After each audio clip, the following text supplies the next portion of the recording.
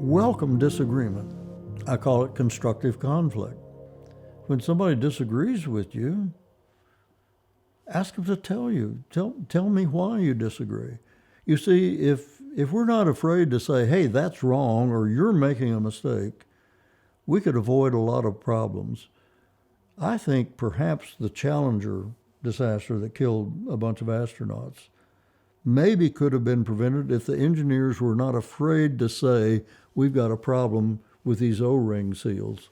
A lot of bosses you work for, if you say you made a mistake or we're wrong, they'll fire you.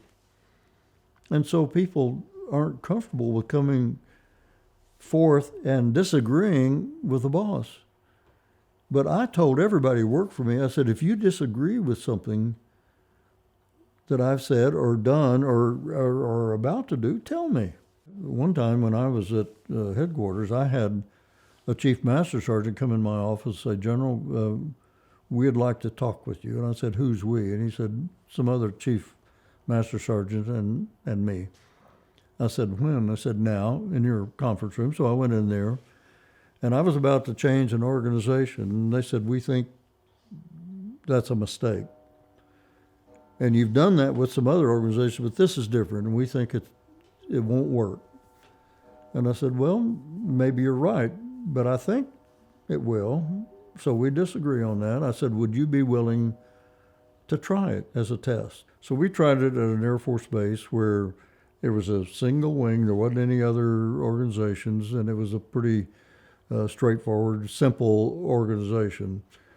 And so we tried it there. And we tried it for 6 months. And it did work. And I happened to be right, and they were wrong, but it may have been the other way.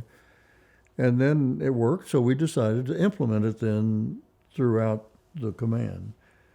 But the point is that none of us know everything. None of us are always right. And if you tell people, if you think I'm wrong, come to me and tell me.